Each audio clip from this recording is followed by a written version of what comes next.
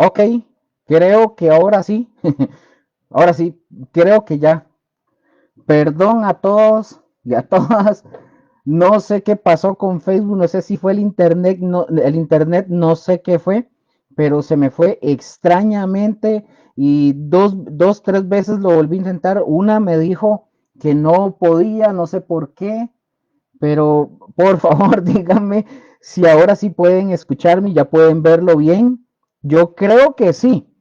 Ya oramos, entonces vamos a iniciar de una vez. Espero que se vea bien, espero que sí. Vamos a ver, solamente lo último que alguien me diga, si ya ahora sí, si ya no es broma.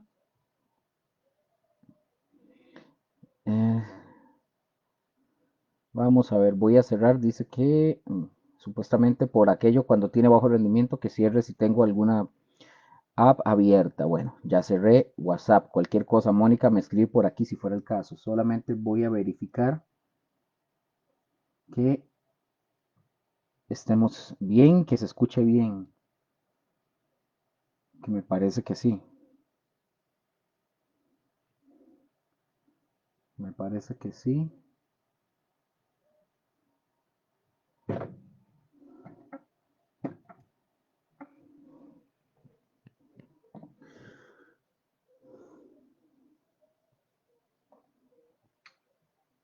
Sí.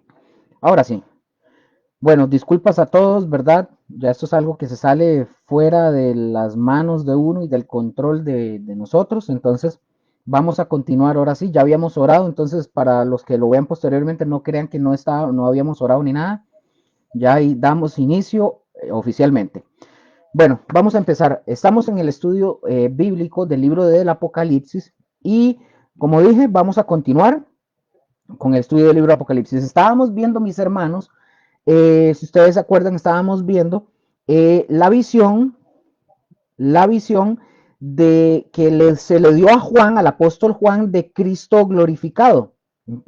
Nos acordamos, ya todo eso lo habíamos visto, ¿verdad? Entonces, ahora, antes de continuar con el tema que dimos inicio, ¿verdad? De la visión de Cristo glorificado, quiero mencionar antes o tocar un tema muy breve, que yo no mencioné al inicio, cuando iniciamos con Apocalipsis, un dato que es importante. ¿Por qué digo que importante? Porque nosotros vivimos en un país que es meramente, ¿verdad? Católico, casi que la mayoría católica, y también en algunos grupos evangélicos, que incluso nos vamos nosotros a encontrar por ahí en el camino. Nos vamos a encontrar ahí en algunos grupos también, tanto católicos como evangélicos, que a veces nos vamos a ver nosotros muy probablemente enfrentados con este tipo de diferencias que yo les voy a mencionar ahorita, que no lo mencioné, se me había olvidado. Rápidamente yo les quiero mencionar o quiero mencionarles muy rápido, sobre lo que es el preterismo. El preterismo o la palabra preterismo viene de una palabra latina que es preteritus, que quiere decir pasado, básicamente. Ya hoy les voy a decir por qué estoy diciendo esto, que no lo mencioné, como dije, en el inicio del estudio bíblico hace 3, 4 semanas, no recuerdo muy bien. Por ejemplo, hablando del preterismo, por ejemplo, en cuestiones de profecía, hay sacerdotes católicos que han enseñado, por ejemplo, católicos, no solo católicos, hay otros grupos evangélicos, pero hay sacerdotes católicos que han enseñado que todo lo que está en la Biblia ya ha sido cumplido.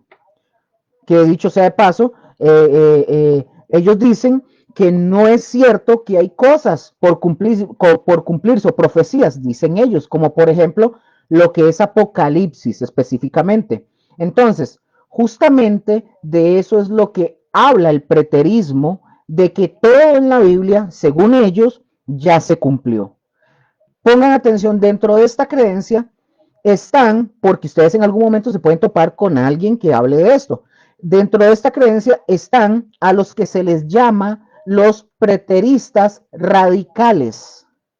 Estos preteristas radicales, mis hermanos, son los que dicen que absolutamente todo en cuestión de las profecías ya todo se cumplió, dicen ellos, o sea, por eso son preteristas radicales.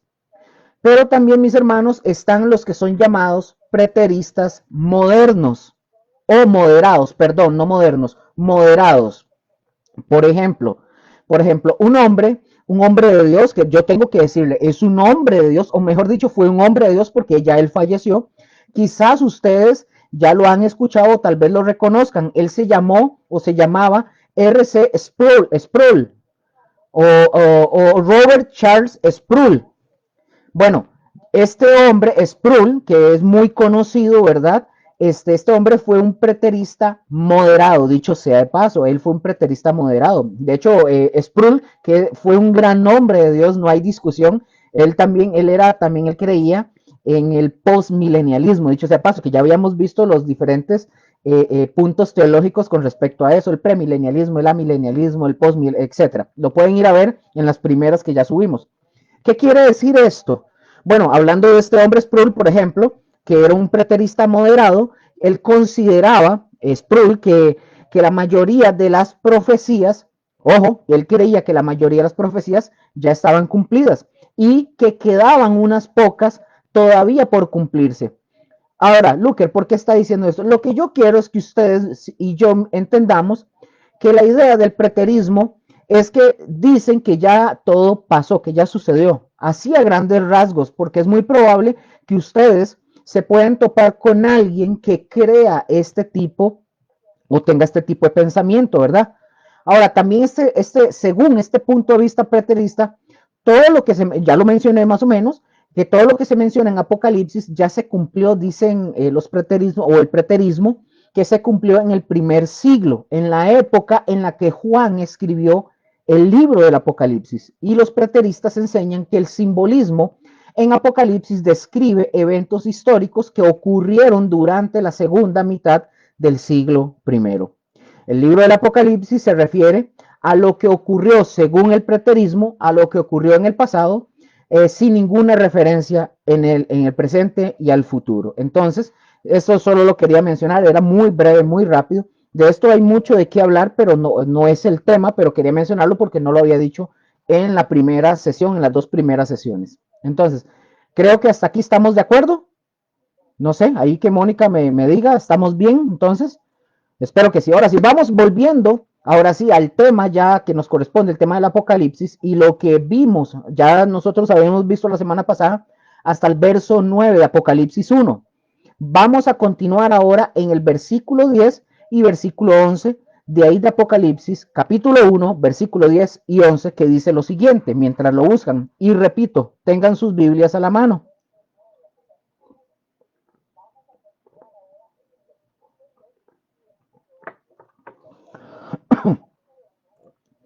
Dice Apocalipsis 1, del 10 al 11. Yo estaba, aquí está hablando Juan, yo estaba en el Espíritu en el día del Señor y oí detrás de mí una gran voz como de trompeta y que decía, yo soy el Alfa y la Omega, el primero y el último. Escribe en un libro lo que ves y envíalo a las 7 iglesias que están en Asia, a Éfeso, Esmirna, Pérgamo, Tiatira, Sardis, Filadelfia y Laodicea, las 7 iglesias. Entonces, mis hermanos, aquí el apóstol Juan nos está hablando, nos está diciendo que él tuvo una fuerte experiencia espiritual y que él fue llevado más allá, y fíjense bien, de un sentido de estado normal en donde Dios le pudo revelar de una manera sobrenatural los contenidos que hay en este libro. Precisamente, ¿de cuál libro? Del Apocalipsis. Ahora, era un estado de éxtasis, por así decirlo, en el que se encontró Juan cuando Dios comenzó a darle la revelación del Apocalipsis. Ahora, fíjense bien, este éxtasis, si ustedes lo notan, es muy, bueno, ahorita voy a mencionar algo, pero este éxtasis es muy similar, si ustedes se acuerdan, cuando Pedro subió a la azotea, como lo menciona, ¿verdad? Que había como una especie de lienzo, ¿verdad? Que descendía del cielo con cuadrúpedos, con reptiles, con aves, y el Señor le habla a Pedro y le dice, mata y come. Es algo similar. Tanto Pedro, pongan atención, tanto Pedro como el apóstol Pablo recordemos esto, ellos estaban en éxtasis, por ejemplo, cuando el Señor les habló en una visión. Pedro se encontraba en este caso en un trance, ¿verdad? En la azotea de Simón el Curtidor, en Jope, y Pablo, ustedes recordarán que él estaba, vamos a ver, no sé si le puedo decir que estaba como en un trance en el templo de Jerusalén, pero Juan, pongan atención, pero Juan no estaba durmiendo. Juan no estaba durmiendo, sino que Juan estaba despierto cuando el Señor se dirige a él. O sea, los sentidos del apóstol Juan estaban totalmente alertas, como su mente estaba clara, sus ojos estaban enfocados, sus oídos estaban bien abiertos. Es decir, Juan asimiló la información que Jesús le estaba proporcionando y que luego Juan lo iba a poner por escrito. Ahora, pongan atención, la frase que se utiliza aquí, o la palabra en el espíritu, también se encuentra en Apocalipsis capítulo 4, versículo 2, donde se le invita a Juan a que Juan observe el cielo, observe el cielo, ahí. Ahora, en el capítulo 17, versículo 3, cuando un ángel también lo traslada al desierto. Y en el capítulo 21, versículo 10, donde el ángel lo llevó a una montaña elevada para que él viera a Jerusalén cómo descendía desde el cielo. Ojo, todos estos pasajes, mis hermanos, apuntan a una estrecha relación entre Jesús y el Espíritu Santo en la transmisión a Juan del contenido de lo que hay en el libro del Apocalipsis. Entonces, mis hermanos, es algo similar este éxtasis en el que se encontraba Juan. En este momento nosotros podríamos, por ejemplo, pensar que estaba completamente, podríamos pensarlo, que estaba completamente Juan excluido del mundo exterior y que estaba como poseída, por así decirlo, su vida íntima y superior, su espíritu, por el Espíritu Santo, de tal manera que quedaba establecida inmediatamente como esa conexión con el mundo invisible, ese mundo que ustedes y yo básicamente no podemos ver, pero que es real sí o sí. Cuando nosotros hablamos de ese mundo invisible, por ejemplo, pues hablamos de Dios y de todas las cosas que le mostró el Señor a Juan y que recibe una semejante revelación y que dice, ojo también, que dice que la recibe, no solamente recibió la revelación del Señor Jesús, sino que dice que la recibe en el día del Señor. En el día del Señor. Juan, el apóstol Juan escribe que estaba en el Espíritu, y ve que es enfático cuando dice en el Espíritu, en el día del Señor. Ojo, es el único lugar, para que lo tengan ahí, es el único lugar en el Nuevo Testamento donde se describe este día. Porque otros lugares se menciona, por ejemplo, aquí nosotros vemos en Apocalipsis que dice, estaba en el Espíritu en el día del Señor. En otros lugares, lo que menciona la Escritura es el primer día de la semana. Es decir, ¿cuál es ese primer día? ¿Cuál es ese día del Señor? Es el día de la resurrección del Señor. Y hacia finales del primer siglo, los cristianos, si ustedes se acuerdan, habían comenzado a referirse a ese día, no como el primer día de la semana, sino que los primeros cristianos empezaron a referirse como el día del Señor. O sea, ese es el día dedicado al Señor. El texto, mis hermanos, no se refiere, quiero que pongan atención, no sé si me estoy dando a entender. El texto no se refiere al regreso final del Señor. No se refiere a eso, porque él está diciendo, yo estaba en el Espíritu en el día del Señor. Él no está hablando del regreso final del Señor y del día del juicio, sino más bien de la aparición de Jesús a Juan en el primer día de la semana, es decir, un día consagrado a Cristo. ¿Qué quiere decir todo esto, Luker? Es decir, que la recibe en el día de comunión de la iglesia con el Señor. Y ojo, eso es algo muy importante porque la iglesia, pongan atención aquí, voy a darles unos datos para votar unas creencias que andan por ahí. Porque la iglesia, desde tiempos antiguos, cuando inicia la iglesia, hay un día que nosotros, los cristianos, le llamamos el día del Señor. Que pongan atención, que ya no es un Shabbat, ya no es Sabbat, como lo era para los judíos, pero es un día que se convirtió principalmente en un domingo, en que los cristianos van y se reúnen y ahí precisamente ese día del Señor que Juan está en el Espíritu, se le da esta revelación. Quiero tocar aquí unos puntos con respecto a esto, porque ahí andan muchas creencias sin ningún tipo de fundamento que andan diciendo de que Constantino fue que impuso, perdón, que la iglesia romana fue la que impuso el domingo y que bla, bla, bla. No es así. Les voy a dar unos datos para que lo tengan ahí. Como dije, como un dato adicional, no corresponde a este estudio bíblico, pero debo comentarlo porque esto, hablar del Día del Señor, muchos van a pegar un brinco de aquí a la luna, porque muchos no lo logran aceptar y entender. Muchos, mis hermanos, han acuñado una frase o una creencia en decir que fue el emperador Constantino que impuso el domingo como un día de reunión de los cristianos. Por lo tanto, ellos dicen que la Iglesia Católica estableció ese día. Y bajo esa premisa, mis hermanos, ellos quieren mantener y obligar o enseñar que está mal congregarse un domingo o cualquier otro día y no cumplir con el Shabbat o con el Sabbat. Pero mis hermanos, esto es algo histórico, vean. Históricamente esto no es así. Y estoy hablando históricamente no es así. Recordemos que la iglesia, pongan atención, la iglesia del primer siglo era 100%, la primera era 100% conformada de judíos convertidos al cristianismo.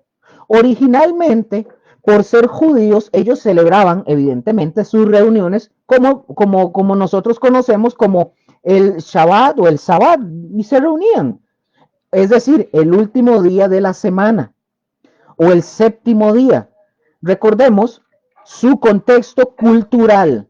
A medida que la iglesia, pongan atención, a medida que la iglesia iba creciendo, ellos se iban incorporando, a medida que la iglesia iba creciendo, se iban incorporando gentiles a la iglesia.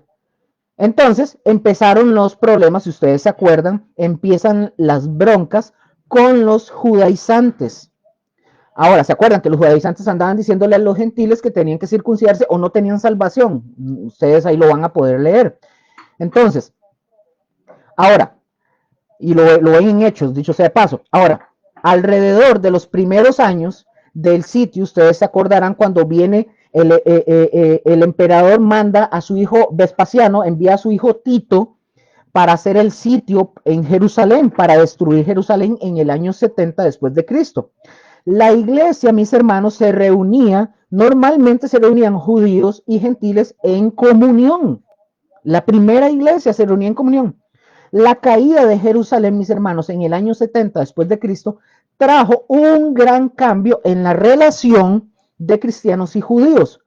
Entre las muchas provincias bajo el dominio de Roma, el único país que estaba descontento y que era desleal era Judea.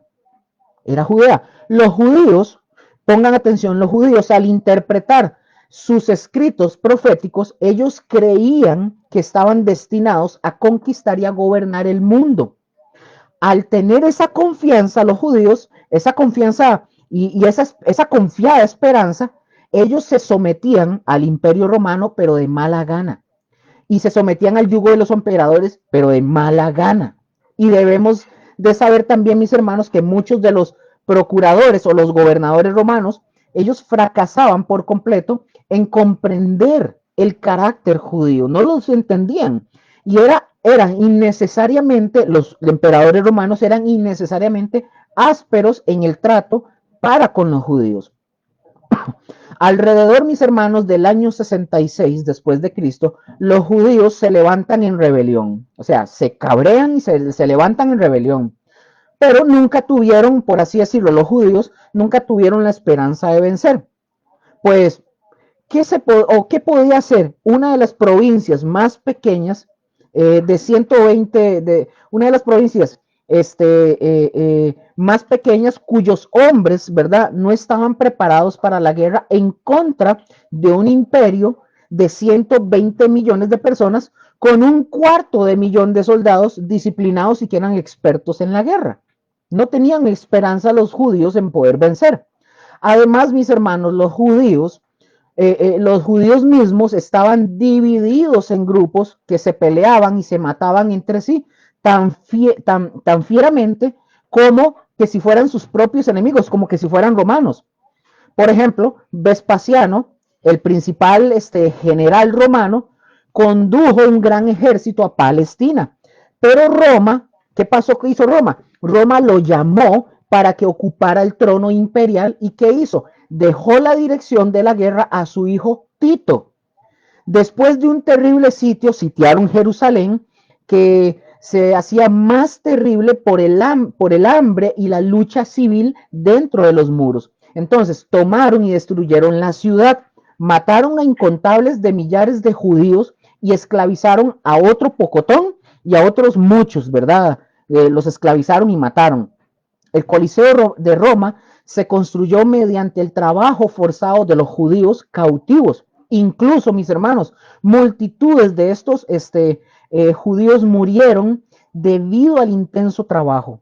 La nación judía, pongan atención porque aquí voy a este punto de lo que estoy hablando, porque muchos creen que deberíamos de celebrar sábado y todo ese tipo de cosas. Ahora, la nación judía, después de una existencia de 13 siglos, fue destruida en el año 70.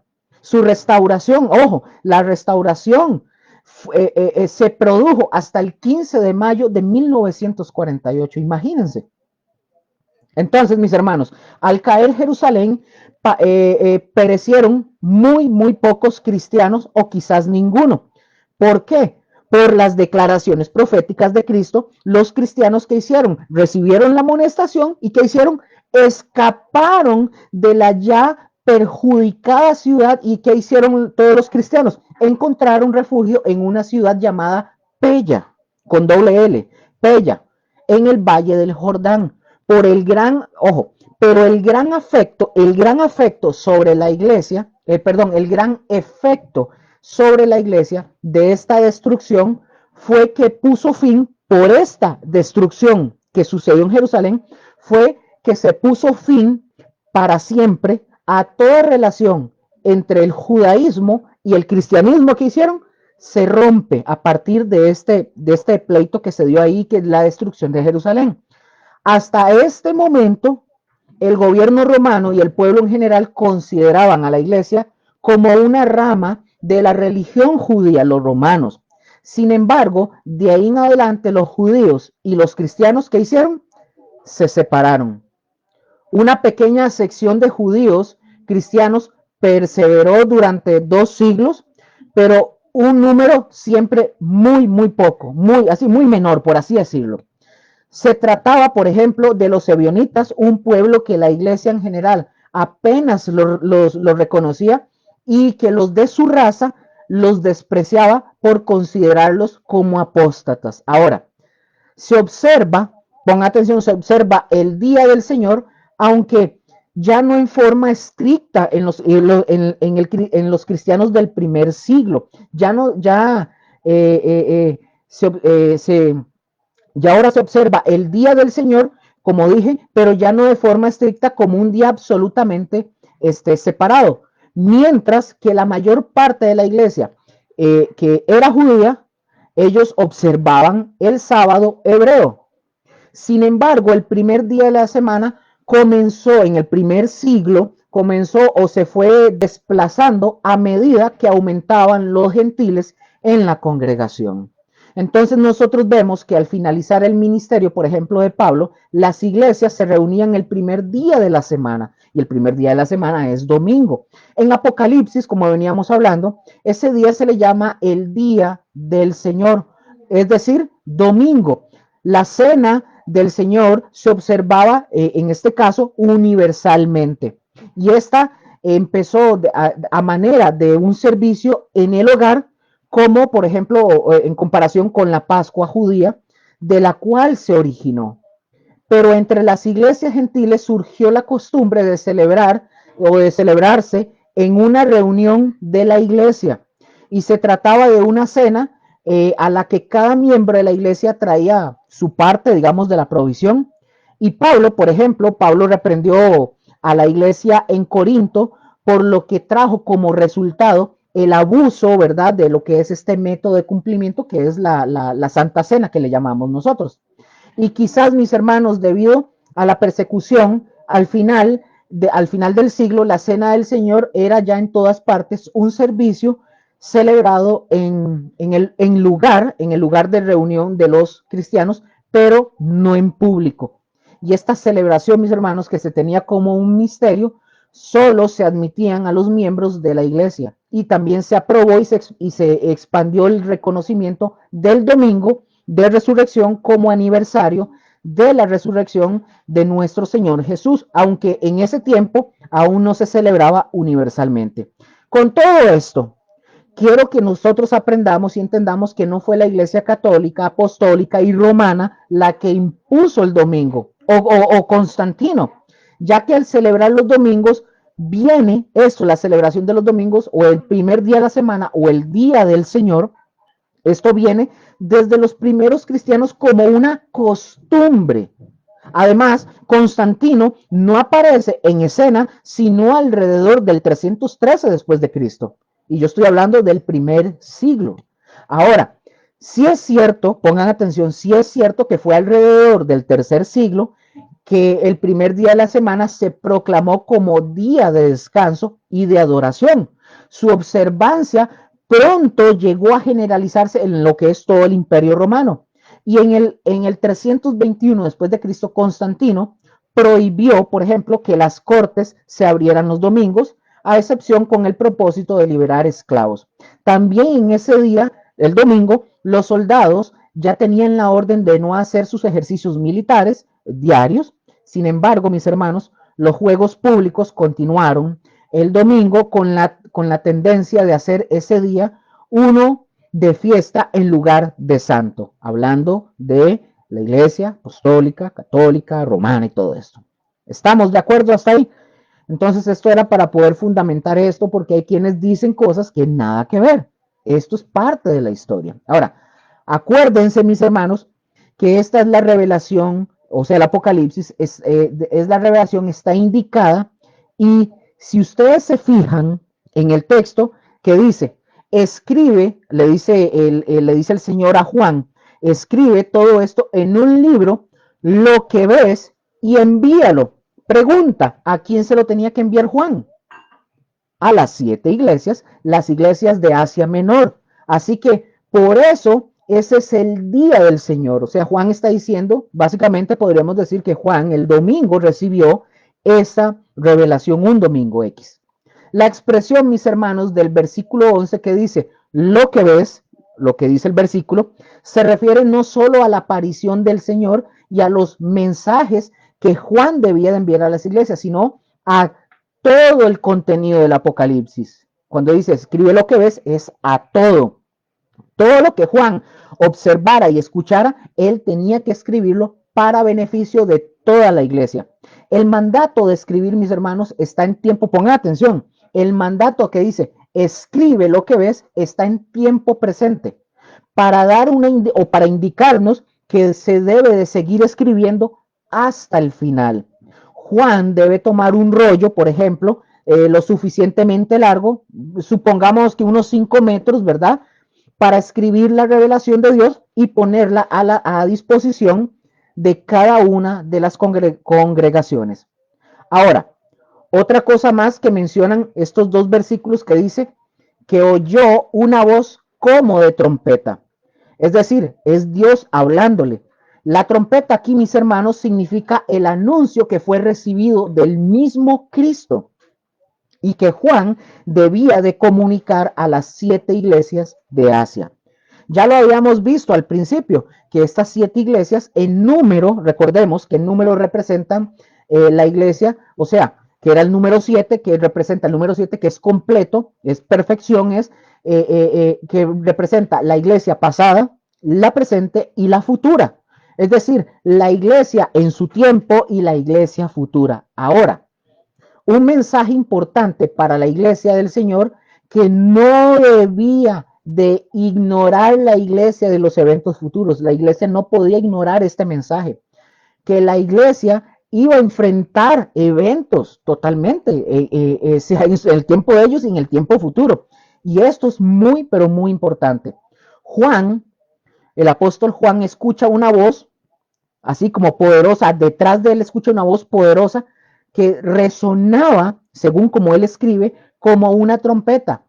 Para él, o sea, para Juan, el sonido de esta voz poderosa resultó como algo inesperado y algo sorpresivo.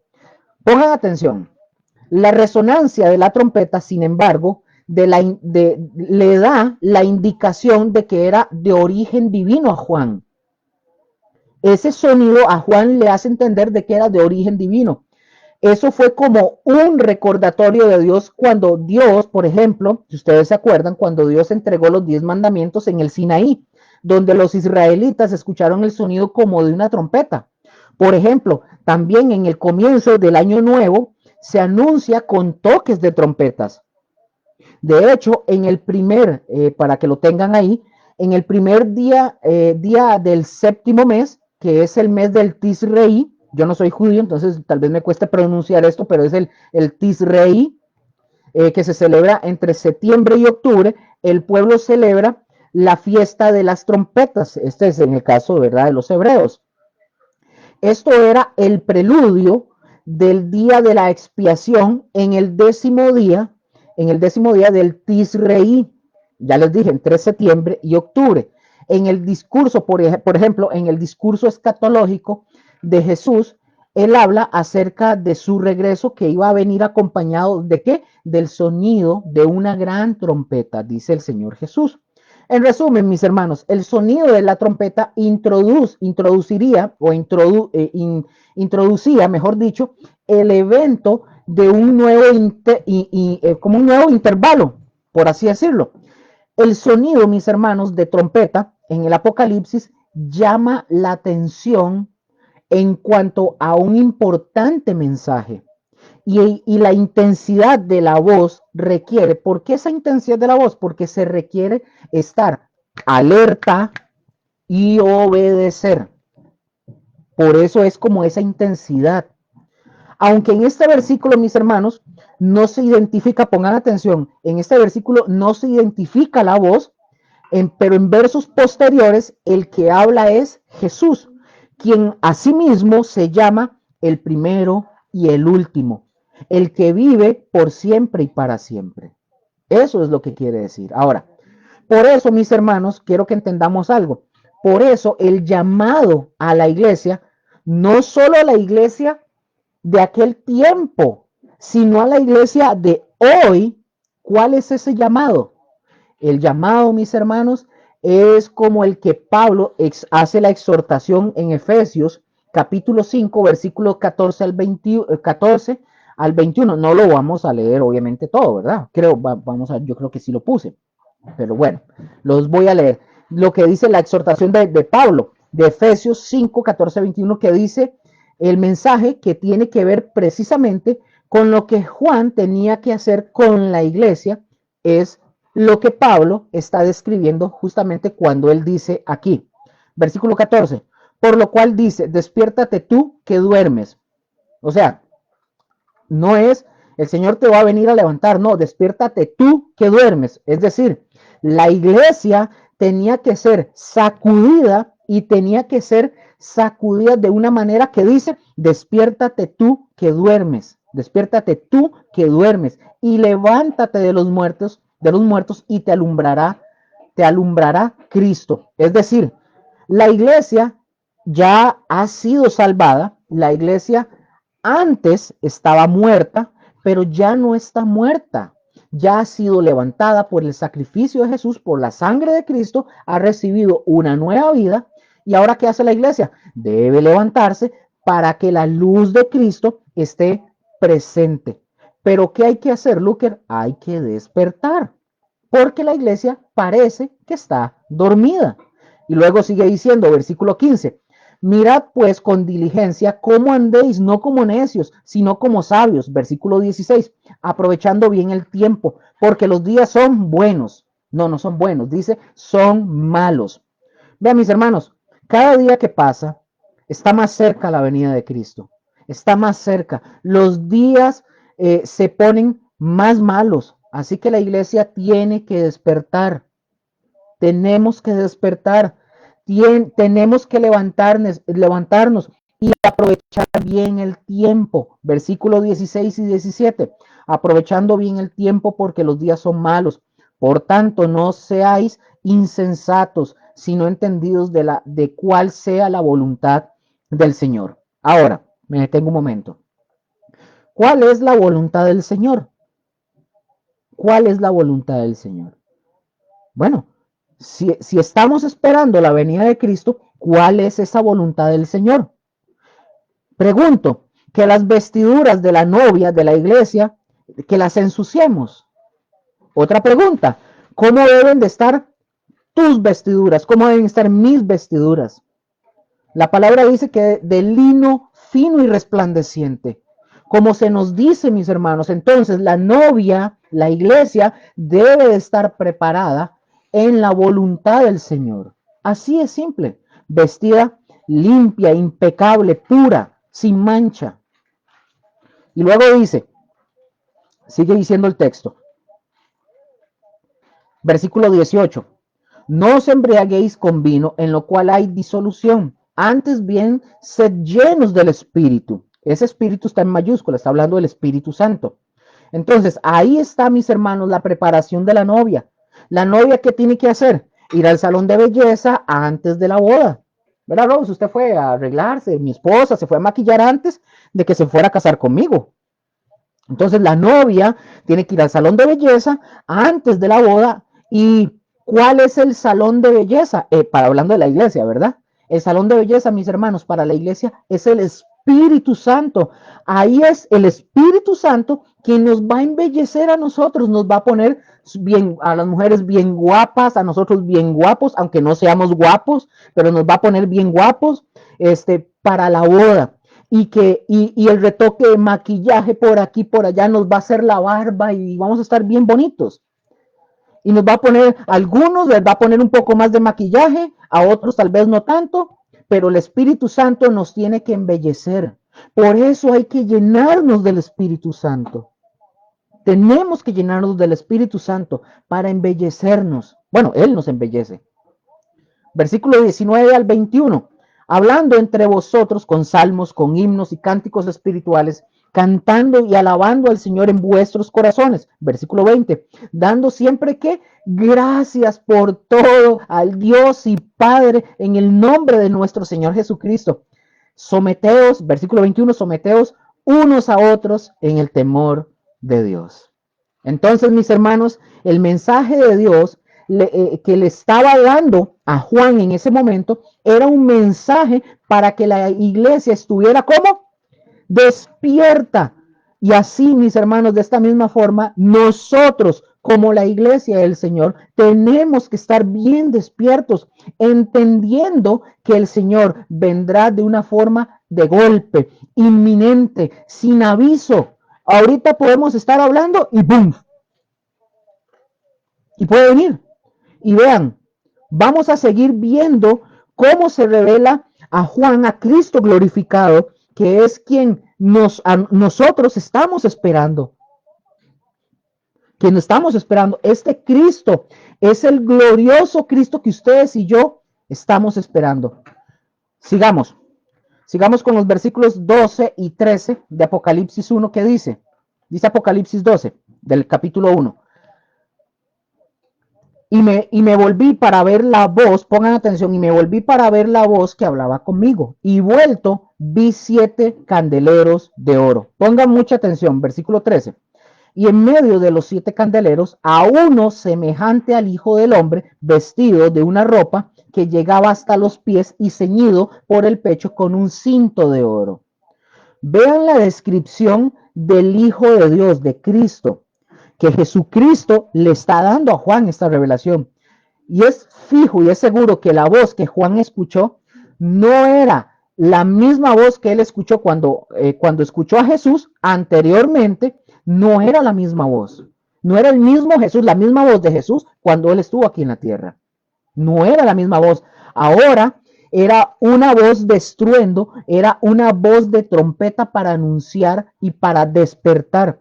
Esta voz que escuchó Juan era la oportunidad nuevamente para Juan de poder volver a ver a Jesús y de conocerlo, pero ya ahora de una manera totalmente gloriosa, distinta de como Juan lo había conocido aquí en la tierra. Entonces, ¿qué fue lo primero que vio? Dice que vio 7 candeleros de oro. ¿Cuántos candeleros vio? ¿Cuántos vio, Rose? 7. Estos candeleros, mis hermanos, en sí mismos no son luz. Pongan atención. Estos 7 candeleros en sí mismos, ellos no son luz.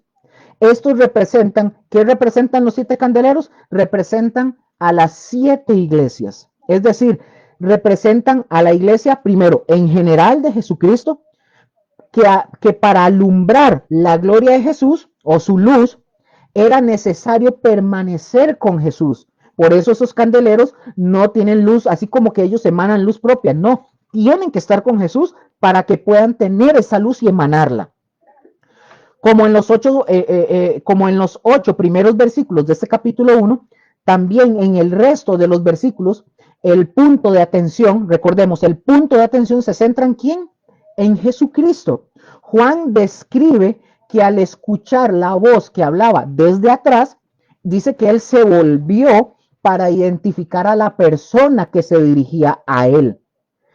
La palabra en el griego utiliza el verbo laleo, así como suena, laleo es como decir, laleo, laleo, del Strong 2980, que significa hablar.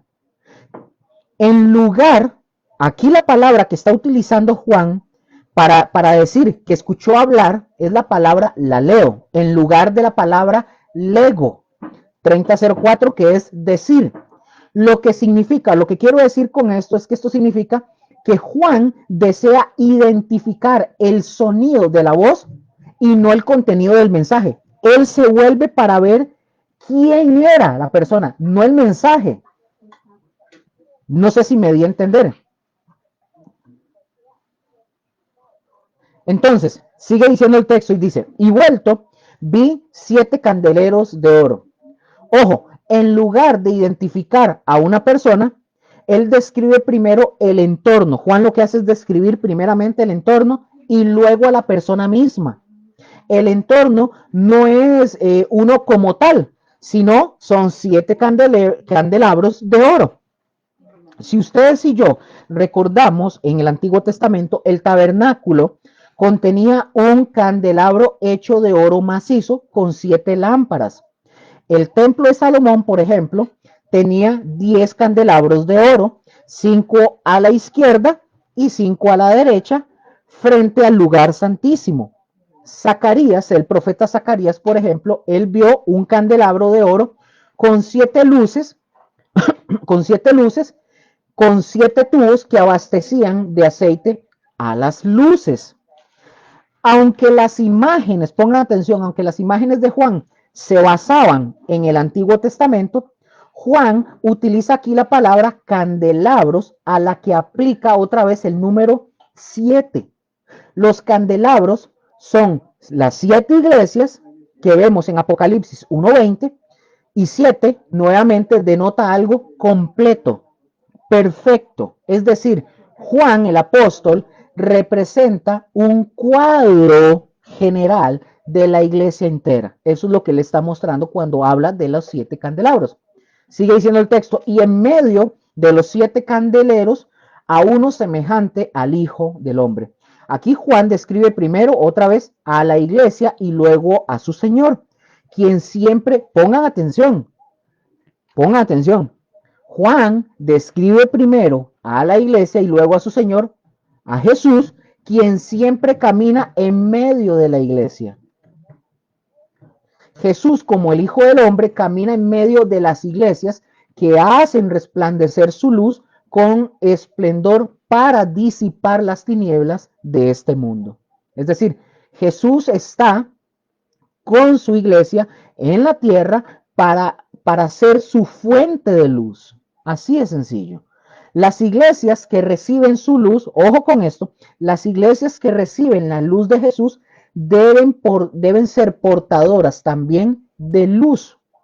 Si no lo hacen estas iglesias, o la iglesia, hablando actualmente, si no lo hacen, Jesús quitará su candelabro y dejarán de ser su iglesia.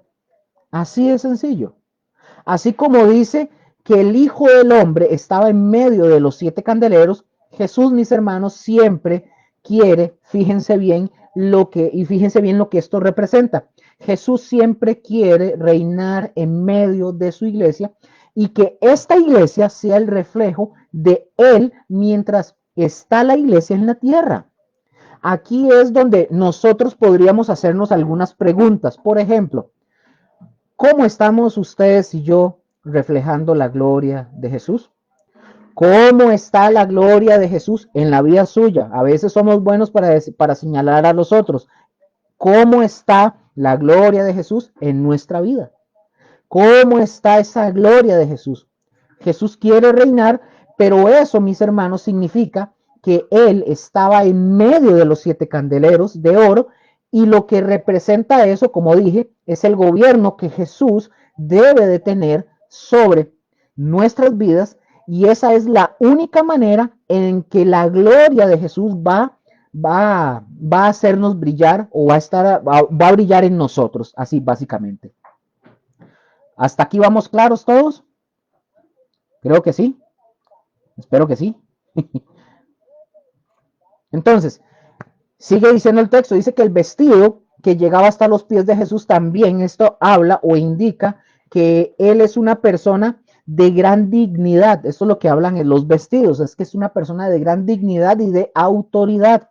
Los vestidos largos, mis hermanos, en aquellas épocas, en aquel tiempo, eran utilizados solamente por aquellos que de alguna manera tenían una imagen de un gran estatus y de autoridad.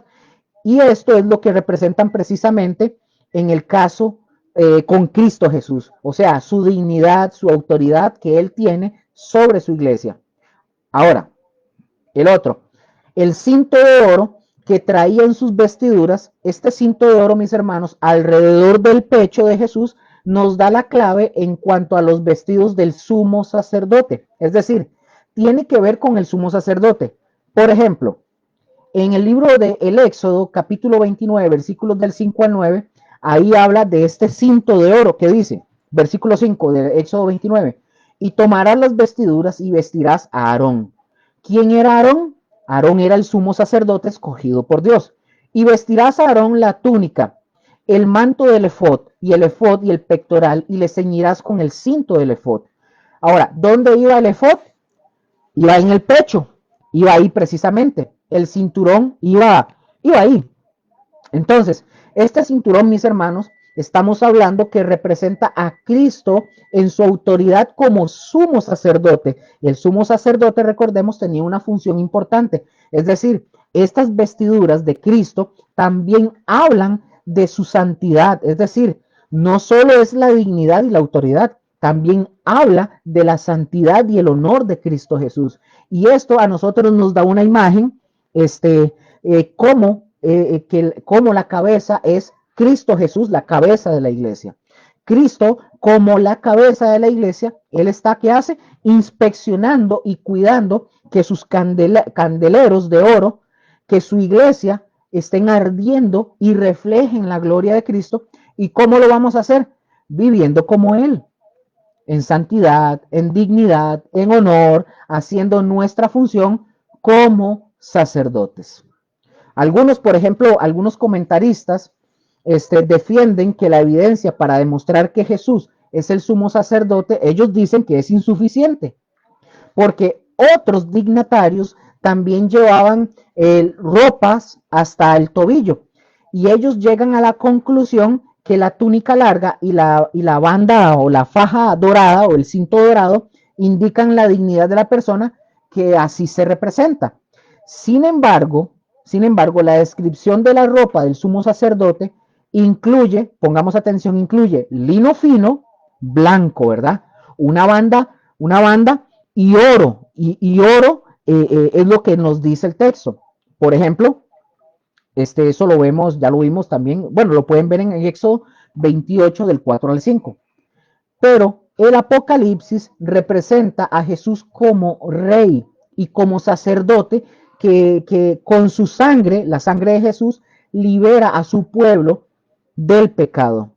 No se puede, o pongan atención, no se puede descartar la posibilidad de interpretar la frase como referencia al sacerdocio de Jesús. No podemos descartarla. Ahora, la banda, otra vez, la banda o el cinto dorado alrededor del pecho también es la presencia de 7 ángeles que salen del templo vestidos de lino limpio, brillante. Y vean que estoy tratando de ir un poco lento para que puedan entenderlo todo. Espero que sí lo puedan ir entendiendo.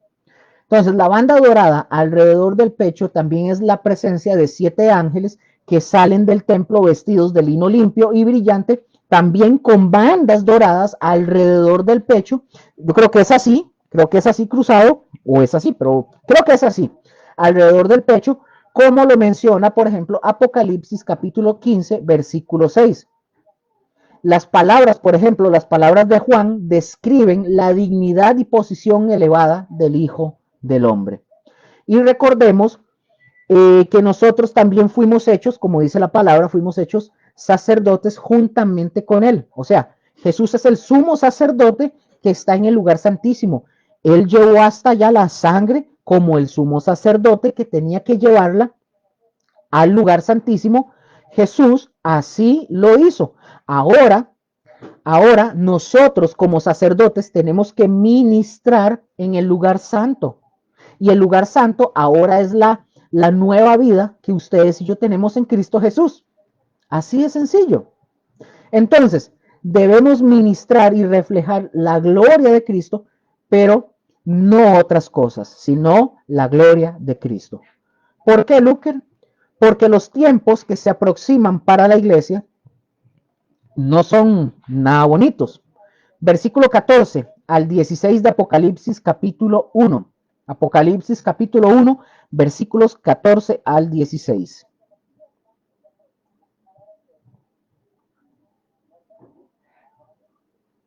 Ya vamos a ver.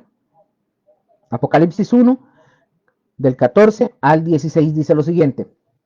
Su cabeza y sus cabellos eran blancos como blanca lana, como nieve, sus ojos como llama de fuego y sus pies semejantes al bronce bruñido, refulgente como un horno, y su voz como estruendo de muchas aguas. Tenía a su diestra 7 estrellas, de su boca salía una espada aguda de 2 filos, y su rostro era como el sol cuando resplandece en su fuerza. Imagínense en esto, vean la visión que el Hijo de Dios, o sea, que le está dando el Hijo de Dios a Juan. Pregunto, ¿era el mismo que vio Juan cuando fue su discípulo aquí en la tierra? Era completamente distinto. Juan sigue describiendo esta revelación de Jesucristo que él recibió y dice, su cabeza y el cabello eran blanco, dice que era blanco. Cuando nosotros encontramos estas expresiones, esto habla de la sabiduría de Jesús.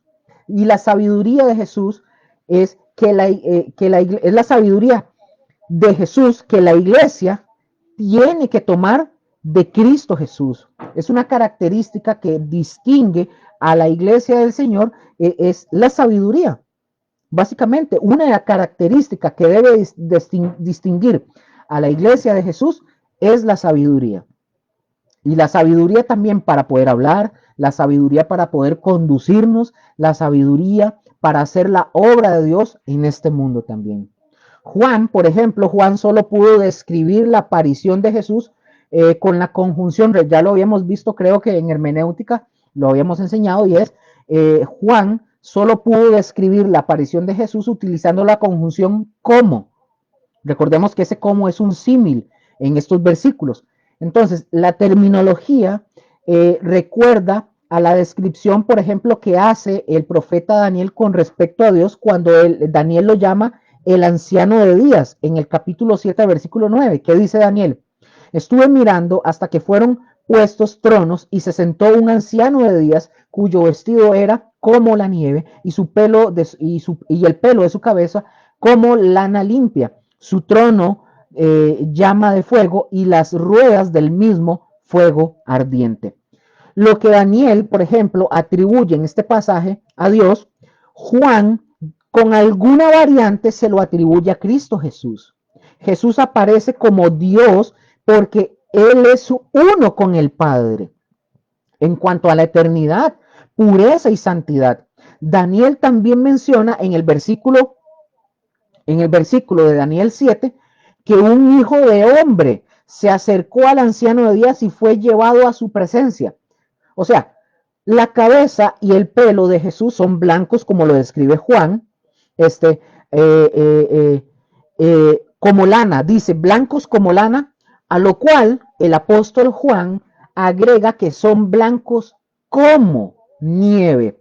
Y es obvio que Juan no tiene, hay que entender que Juan no tiene a la mano el rollo escrito por Daniel, no lo tiene a la mano, por lo que Juan depende en su memoria, en el intento de aproximarse a estas palabras bíblicas, él tiene que acordarse de lo que dijo Daniel y él lo que hace es poder transcribirlo ahí o ponerlo en el rollo para poder, porque me imagino que se estaba acordando de Daniel. El cabello blanco, mis hermanos, o el cabello gris exige respeto y debe considerarse como una corona honrosa, como lo menciona Levítico capítulo 19, versículo 32 y también Proverbios 16, 31. Dice cada uno de los que acabo de mencionar, delante de las canas te levantarás y honrarás el rostro del anciano y de tu Dios tendrás temor, yo Jehová. Y versículo 31 de Proverbios 16 dice, corona de honra es la vejez que se halla en el camino de justicia. Amén. Dijimos también, mis hermanos, que el cabello de su cabeza era blanca. Esto nos habla a nosotros de la sabiduría de Jesús y que lo relaciona con el anciano de días. Así como habla también su cabello blanco o su pelo, habla de la pureza y la eternidad de su reinado, como ya lo habíamos visto. Cuando menciona el texto también dice, como los ojos como llamas de fuego en Jesús, como los vio Juan, estos ojos como llama de fuego representan, mis hermanos, vea que aquí ya estamos dando como más interpretaciones con respecto a ciertas cosas. Entonces aquí puede ser que sea muy tedioso, pero es para que pongan atención y podamos aprender bien esto. Entonces, estos ojos como de llama de fuego representan su juicio penetrante y que conoce lo más profundo de lo que él busca. Es decir, con palabras más sencillas, no hay nada oculto de la iglesia para el Señor, nada oculto. Él conoce lo más profundo de cada uno en su iglesia, o sea, de usted y de mí. La intención del apóstol Juan, por ejemplo, es decir, que nada se escapa de los penetrantes ojos de Jesús. Y esto lo corrobora Juan en la carta a la iglesia de Tiatira, en el capítulo 2, versículo 18, donde Jesús dice que es quien escudriña la mente y el corazón. Amén. Entonces, dice, sus pies de bronce bruñido, refulgentes como un horno. Esto, mis hermanos, nos hablan de la estabilidad y la permanencia que va a tener su reinado. Amén. Yo aquí, mis hermanos, vean, por hora, porque hubo un atraso por todo lo que sucedió, van a ser las 9. Yo aquí en el tiempo del Facebook llevo 58 minutos, o sea, me queda media hora porque es hora y media de estudio bíblico. Nada más les pido paciencia, o sea, para poder, un poquito más, que me aguanten para terminar con todo esto que traigo para hoy. Entonces, amén, ahí, ¿verdad? Con el tema ya les dije, de sus pies como bronce bruñido, que representan también o nos hablan de estabilidad y de permanencia que va a tener su reinado. Luego sigue diciendo, su voz como estruendo de muchas aguas. Esto nos habla de su poder, mis hermanos, de su majestad, de su autoridad. Ese es el Jesús revelado gloriosamente para Juan el apóstol y para la iglesia.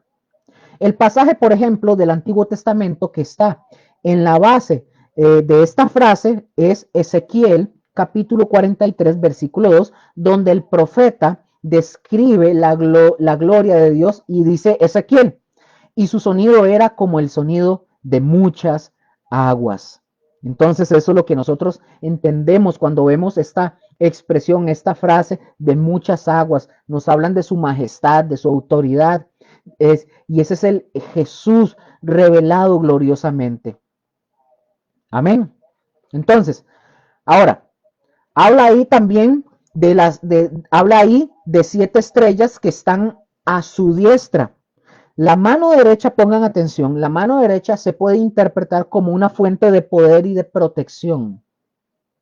Repito, la mano derecha se puede interpretar como una fuente de poder y de protección. Y las 7 estrellas, cuando nosotros leemos esto, las 7 estrellas nos hablan del liderazgo de las 7 iglesias. O sea, líderes que deben ser guiados por la mano poderosa del Señor, dirigidos por el Señor Jesucristo. Eso es lo que representan estas 7 estrellas a la diestra de Jesús. Otra vez, un liderazgo guiado, dirigido por el Señor Jesucristo. Y mis hermanos, veámoslo así. Así hoy deben de ser los líderes. Y vean, si yo les digo a ustedes, escríbanmelo ahí, ustedes me podrían poner cualquier cantidad de barbaridades y de historias que hoy están haciendo muchos líderes de forma incorrecta. No pongan nombres y apellidos, eso sí, ni nombres de iglesias. Pero si ustedes me dicen ahí, muchos de esos líderes no están evidenciando que Cristo los tiene aquí, en su mano. No lo evidencian. Evidencian la carne, lo que ellos quieren hacer, su orgullo, su soberbia, sus gritos, enojos y todo eso. Entonces, eso es lo que representan, como dije, estas 7 estrellas a su diestra. Un liderazgo guiado y dirigido por el Señor Jesús. Así es como deben de ser los líderes. Y así van a ser los líderes ante el regreso del Señor. No todos. Acuérdense que al principio, cuando nosotros pusimos, no me acuerdo si yo les había puesto como un esquema, veíamos que íbamos a tener una iglesia, la iglesia que realmente es del Señor y la iglesia apóstata. Y en este tiempo estamos, es decir, el trigo está con la cizaña creciendo juntos. Entonces, Juan no depende de alguna fraseología tomada del Antiguo Testamento. Más bien, Jesús mismo proporciona la explicación de las 7 estrellas, que dice el versículo. Las 7 estrellas que has visto, esto está en el versículo 20, más adelante lo vamos a ver, Jesús da la interpretación. Las 7 estrellas que has visto en mi diestra y de los 7 candeleros de oro, Jesús dice que las 7 estrellas son los ángeles de las 7 iglesias. Por si alguien decía, ¿de dónde se inventó Luker que los candelabros es la iglesia y que esto es lo otro? Aquí Jesús lo está interpretando, yo no lo interpreto. Es el mismo Jesús. Y dice, sigo leyendo, y de su boca salía una espada de 2 filos aguda. Pregunto, yo sé que ahorita estoy haciéndolo como muy lento, no es común, ¿verdad? Pero quiero que lo vayan observando, en palabras más simples, que lo vayan masticando, que lo vayan digiriendo, porque hay que digerirlo, hay que hacer digestión bien como debe de ser. Y de su boca salía una espada de 2 filos aguda. ¿A qué se refiere esta espada de 2 filos? Mis hermanos, simple y sencillo, se refiere a la palabra de Dios que es capaz de transformar y crear de la nada. Eso representa esta espada aguda. Quiero mencionar algo así muy rápido. Cuando dice esta palabra de Dios o de Jesús es la que tiene la capacidad de crear de la nada. Ustedes han escuchado la frase que se oye en algunas iglesias de hombres y mujeres, que hacen una frase que dice, que empiezan a decir, bueno, porque nosotros tenemos la capacidad de hablar para que las cosas se den y se hagan y no sé qué. Mis hermanos, nosotros no tenemos el poder para crear nada. El único que tiene el poder de crear de la nada con solo hablar es nuestro Dios. El ser humano no tiene nada. Nosotros no podemos crear nada. De hecho, nosotros nos jactamos y decimos, es que el fulano tal creó tal cosa, o aquel arquitecto creó ese edificio. No, él no lo creó, él lo diseñó. Porque todo lo creado ya está la materia. Nosotros no creamos nada. Entonces hay que tener cuidado con ciertas expresiones que nosotros decimos a veces, porque nosotros no creamos nada. El único que tiene el poder para crear de la nada es nuestro Señor. Amén. Entonces, como dije, esa espada representa la palabra de Dios. Eso representa esta espada aguda. Esa es la palabra más afilada que una espada de doble filo y puede discernir los pensamientos y las intenciones del corazón, como lo dice Hebreos 4:12. Y en Hebreos capítulo 11, versículo 3, ahí vemos la labor también de esta palabra. Dice lo siguiente: por la fe entendemos haber sido constituido el universo por la palabra del hombre, no por la palabra de Dios, de modo que lo que se ve fue hecho de lo que no se veía. Entonces, mis hermanos, ahí está esta espada de dos filos aguda que es capaz de transformar y crear de la nada. Así es la palabra de Dios, mis hermanos, y esa es la espada que la iglesia debe tener bien afilada para hablarla y que ésta pueda transformar y crear en los corazones, por el Espíritu Santo, en los corazones de las personas, de lo que no hay, que haya. Así de sencillo. Es decir, no hay vida. ¿Qué va a haber en sus vidas y en sus corazones si no hay vida? Vida por medio de la palabra, por el Espíritu Santo. Y por último, dice el texto para seguir avanzando, su rostro como el sol que resplandece en su fuerza.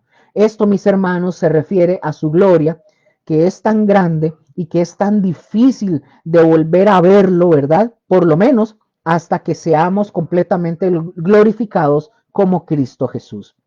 Ahora, la fraseología que utiliza el apóstol Juan procede del libro de Jueces, capítulo 5, versículo 31, donde Débora, si ustedes se acuerdan, Débora y Barak concluyen su cántico diciendo: así perezcan todos tus enemigos, oh Jehová, mas los que te aman sean como el sol cuando sale en su fuerza. Por ejemplo, cuando Mateo narra la transfiguración de Jesús, él escribe que el rostro de Jesús resplandecía como el sol en Mateo 17:2. Aquí, pero Juan aquí en Apocalipsis no utiliza, pongan atención, Juan no utiliza para usar la palabra o rostro, él no utiliza la palabra griega normal que es prosopón del Strong 4383. Él no utiliza esa, sino que él utiliza o usa una expresión que es opsis, O-P-S-I-S, del Strong 3799. Él utiliza esta palabra opsis, que en el griego clásico, mis hermanos, esta palabra significa aspecto o cara. Pregunto, ¿pensaría el apóstol Juan en el rostro de Jesús después de que describió su cabello, cabeza y ojos? ¿Pensaría Juan en el rostro de Jesús? O otra pregunta, ¿o se refiere al aspecto completo del Señor? Simple y sencillo, mis hermanos. No podemos determinar el significado exacto, así de sencillo. No lo podemos determinar. Lo que nosotros sí podemos decir es que de Jesús emana una luz tan brillante como la del sol. ¿Cómo? No que Jesús es el sol, sino como el sol en toda su plenitud. En palabras más sencillas, era humanamente imposible poder ver a Jesús cara a cara. Básicamente es lo que Juan está diciendo. Es decir, en nuestra naturaleza humana nos sería totalmente difícil contemplarlo a Jesús, pero a Juan se le permitió contemplar esta gloria del rostro de Jesús. Pero recordemos que Juan estaba en algo sobrenatural que Dios le permitió ver a Juan, como le pasó al apóstol Pablo cuando él habla. Dice que él fue llevado al tercer cielo. ¿Y quién puede hacer esto? Pregunto, ¿un ser humano puede estar allá en el tercer cielo porque él quiere? No, es imposible. Pero bueno, se le dio esta visión, esta revelación para tener la convicción, en el caso, por ejemplo, en el caso de Pablo, de ese lugar tan maravilloso a donde ustedes y yo vamos a ir todos los creyentes, vamos a ir la iglesia, en este caso Juan, ese rostro que se le mostró de esta forma es para mostrarnos a nosotros o a nuestro Señor glorificado. Y que vean, ¿saben qué es lo más bonito? Que un día ustedes y yo vamos a estar con Él y lo vamos a poder ver cara a cara. Pero ahorita no, no podemos verlo cara a cara porque nos hacemos polvo. Pero cuando estemos con Él, lo vamos a ver cara a cara. ¿Por qué, Luque? Porque ahorita no lo podemos ver, porque no lo podríamos soportar. No podríamos. Amén. Por lo menos ahí digan, sí, amén, para no sentirme solito. No, mentira. Dice la carta, la primera carta de Juan, capítulo 3, versículo del 1 al 3, ahí nos dice cuándo nosotros podremos ver cara a cara al Señor. Dice primera de Juan 3 del 1 al 3, mirad cuál amor nos ha dado el Padre para que seamos llamados hijos de Dios. Por esto el mundo no nos conoce porque no le conoció a Él. Amados, vamos a ver, algo pasó por aquí. Ok, se escucha, pero igual lo voy a seguir dando. Es que no sé qué pasa con esto. No sé qué está pasando. Ok, ya volvimos. Esta vez fue muy rápido. No sé qué es lo que está pasando, pero bueno. Entonces dice, ok, amados, ahora somos hijos de Dios y aún no se ha manifestado lo que hemos de ser, pero sabemos que cuando Él se manifieste, o sea, un momento, cuando Cristo regrese por su iglesia, la iglesia será completamente glorificada como Él, como Jesús, y sigue diciendo, porque seremos semejantes a Él, porque le veremos tal como Él es. Entonces, mis hermanos, ahí está. ¿Cuándo podremos nosotros ver al Señor tal como es Él? Cuando ustedes y yo seamos glorificados, pero no antes. Luego el versículo 3 dice, por lo tanto, lo que tenemos, dice, eh, eh, no, este es otro, perdón. Entonces, en el versículo 3 dice, lo que tenemos que estar haciendo. Dice el versículo 3, y todo aquel que tiene esa esperanza en Él, o sea, en Jesús, se purifica a sí mismo, así como Él, o sea, Jesús, es puro. Es decir, mis hermanos, el trabajo de la iglesia mientras Cristo regresa, mientras Él vuelve, el trabajo de la iglesia es purificar sus corazones, sus vidas, sus pensamientos, etcétera, etcétera, etcétera. Para que cuando el Señor, nuestro Señor Jesús venga, nos complete en esa glorificación y nosotros podamos contemplar su rostro como lo describe aquí. ¿Cómo lo describía? Un sol que resplandece en su fuerza, mostrándonos toda su gloria. Amén. Vamos a Apocalipsis capítulo 1, versículos 17 al 18, que dice, cuando le vi caí como muerto, aquí está hablando Juan, cuando le vi caí como muerto, me detengo un momento. ¿Y cómo no iba a caer como muerto? O sea, si a nosotros nos dejaran tener una visión como la de Juan, así que él la tuvo, a menos que ustedes y yo tuviéramos un corazón soberbio, pues ni siquiera se nos daría esa visión. Pero si se nos hubiera, por ejemplo, dado una visión como la que Juan había recibido, imagínense, dice Juan, cayó como muerto a sus pies. O sea, mis hermanos, ver a Jesús en su aspecto glorificado resultó ser demasiado para Juan. No tanto debido a la fragilidad humana, sino debido a su convicción de que era totalmente indigno Juan de ver la gloria de Cristo. Es decir, cayó al suelo a los pies de Jesús. Esto es una postura, mis hermanos, caer al piso es una postura o era común, mejor dicho, era una postura común de los santos a quienes se les permite estar en la presencia de la santidad.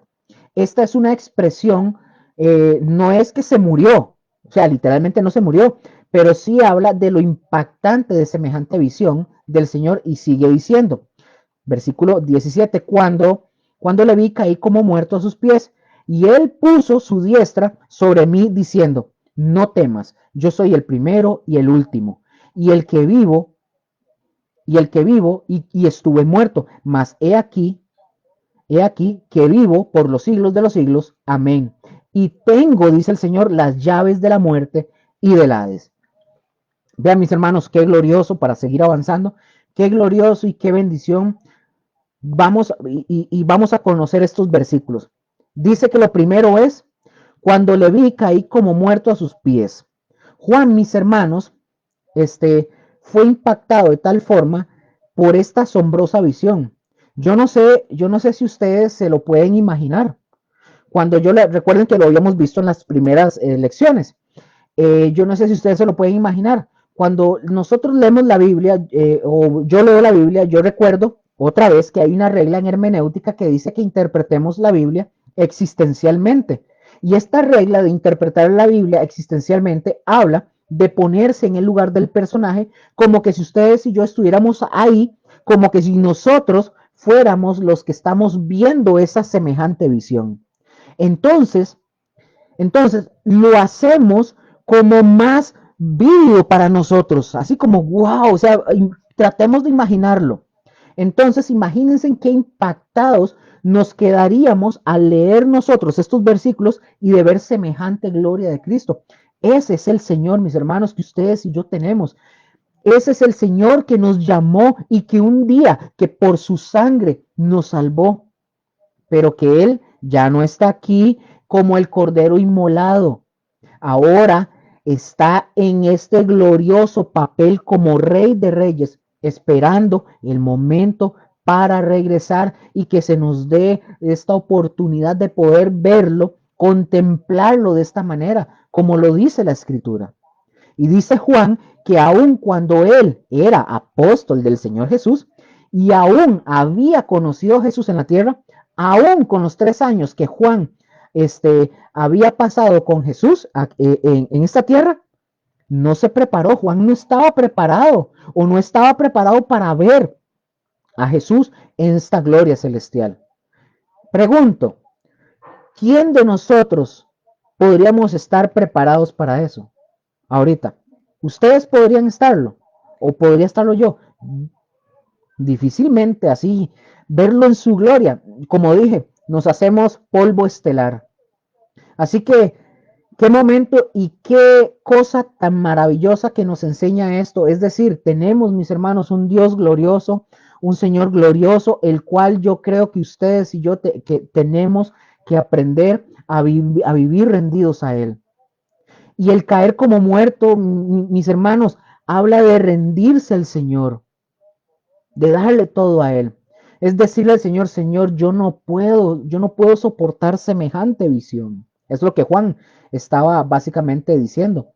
Juan lo único que sabía es que esto era un milagro, que Jesús pudiera guardar de la vista de todo su gloria y autoridad, mientras en el camino, mientras él caminó aquí en la tierra, Jesús había guardado a Juan, a Juancito, el apóstol, lo guardó para este momento. Qué tremendo. Aquí quiero hacer una pregunta. ¿A cuántos, a cuántos el día de hoy, con esto que hemos venido observando y estudiando, a cuántos el día de hoy les alarma o tienen miedo todavía a la muerte? No me contesten, si quieren lo ponen. Pero mis hermanos, fíjense bien estas expresiones. Estas las dijo un hombre de Dios. Voy a leer lo que dijo este hombre. Dice, nunca hemos estado más vivos que cuando estamos muertos a los pies de Cristo. Este mismo hombre dijo, otro que dice, no importa que nos depare si estamos a los pies de Jesús, mejor es estar muerto ahí que estar vivo en cualquier otro lugar. ¿Quién dijo esto? Lo dijo Spurgeon, Charles Spurgeon. O sea, mejor es estar muerto a los pies del Señor Jesús que estar vivo en cualquier otro lugar. Yo les pregunto, ¿cuál prefieren ustedes? O mejor dicho, ¿qué posición prefieren ustedes? Pues mis hermanos, la que escojan. Pues eso es lo que tenemos que hacer. Hay que morir a nosotros ante la presencia del Señor para que cuando lo podamos ver cara a cara, podamos caer nosotros, ustedes y yo, como Juan, como muertos a sus pies. Hay que morir a nosotros, mis hermanos, hay que morir a nosotros. Y luego sigue diciendo que después de que él cayó como muerto a sus pies, dice el versículo 17, y él puso, o sea, Jesús, él puso su diestra sobre mí.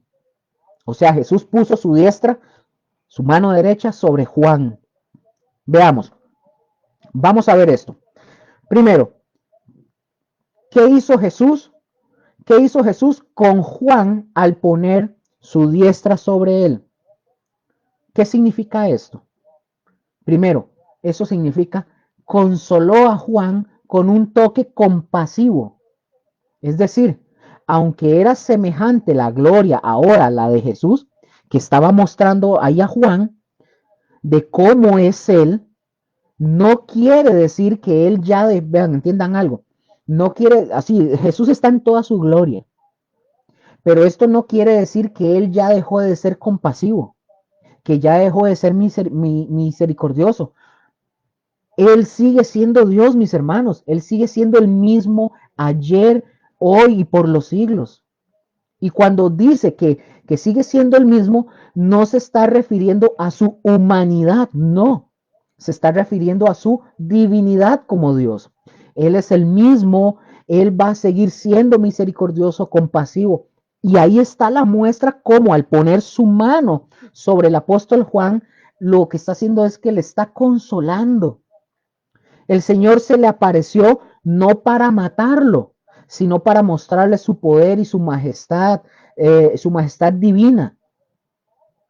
Que Juan tenía que reportar eso también a las otras iglesias. Jesús coloca su mano, Jesús coloca su mano derecha sobre Juan y le ordenó que no tuviera temor. La mano del Señor, mis hermanos, tocó a Juan para establecer contacto físico y con la voz le dijo que no temiera, que no tuviera miedo. Yo creo, mis hermanos, que quizás Juan también cuando él cayó como muerto a los pies de Jesús, yo me puedo imaginar qué miserable y qué insignificante se sintió Juan ante el Señor. Porque, ojo, así es como ustedes y yo deberíamos de sentirnos. Todos, empezando conmigo, todos le fallamos al Señor, de una manera o de otra, todos. Y cuando nosotros contemplamos la gloria del Señor, híjole, nos sentimos, o sea, cuando yo sé que yo he fallado y me tengo que acercar al Señor y entiendo que Él es glorioso, nos sentimos como unos miserables, como cuando el apóstol Pablo dijo, miserable de mí, ¿quién me librará de este cuerpo de muerte?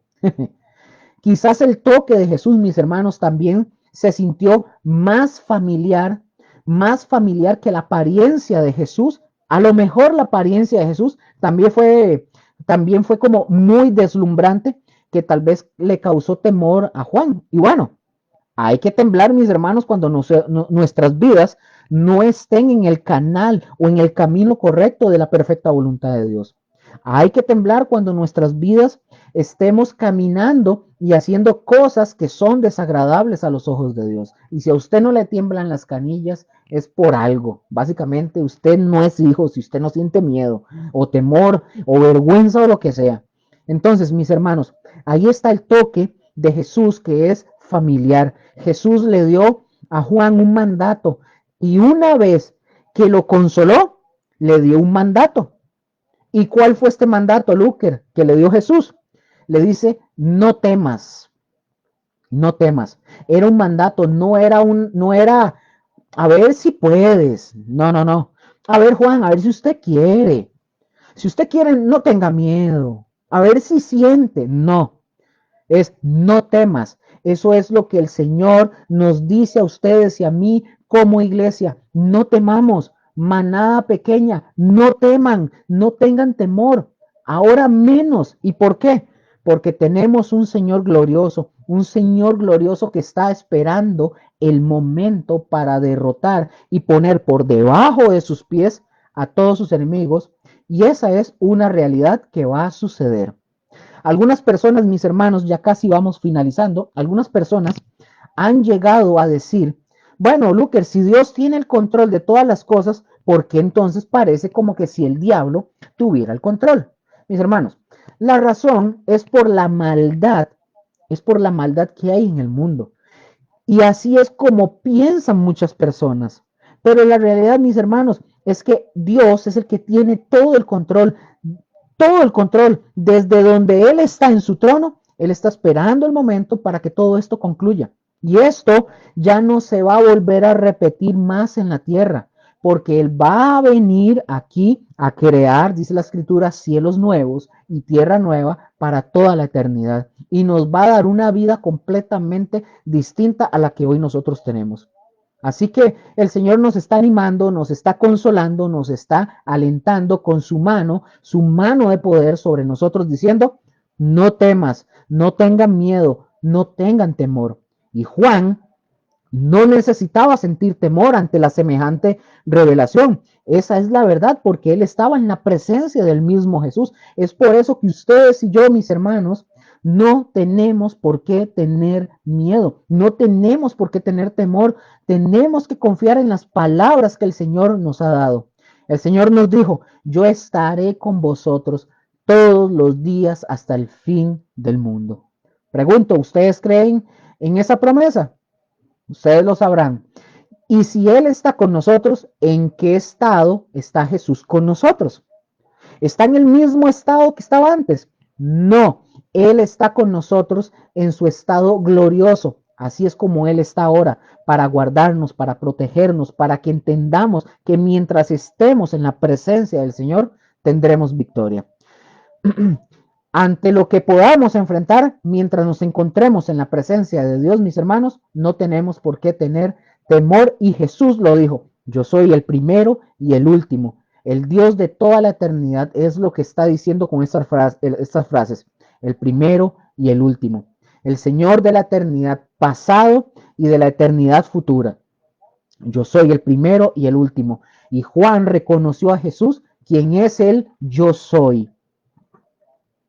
Jesús también es el primero como creador, el autor de la salvación y el primogénito de entre los muertos. Es también el que llevará todas las cosas a su final, así como el cumplimiento de todas las cosas, de todas las cosas es el fin. El cumplimiento de todo eso es el fin. Es el primero y es el último, el principio y el fin. Versículo 18, capítulo 1 de Apocalipsis, versículo 18. Perdón. Versículo 18 dice, ya casi voy finalizando, y el que vivo y estuve muerto, mas he aquí que vivo por los siglos de los siglos. Amén. Ahora imagínense, tenemos un Señor que vive por los siglos de los siglos. Él tiene las credenciales de la resurrección y vive para nunca más morir. Y Él nos permitió que a los que creen en Él vivan o vivirán eternamente. Él dice, yo soy la resurrección y la vida. El que cree en mí, aunque esté muerto, vivirá. Y el que cree en mí y haya muerto, tendrá vida para siempre. Eso es lo que Él dijo, mis hermanos. Nunca más vamos a morir. Quizás, vamos a ver, quizás va a llegar el momento en que este cuerpo va a llegar el momento en que tenga que morir el suyo y el mío. Pero mis hermanos, vamos a recibir un cuerpo glorificado, como lo dice la Escritura, para nunca más conocer la muerte. La victoria que Jesús ganó sobre el pecado y sobre la muerte fue una victoria permanente, no temporal. Él no resucitó de los muertos para volver a morir otra vez.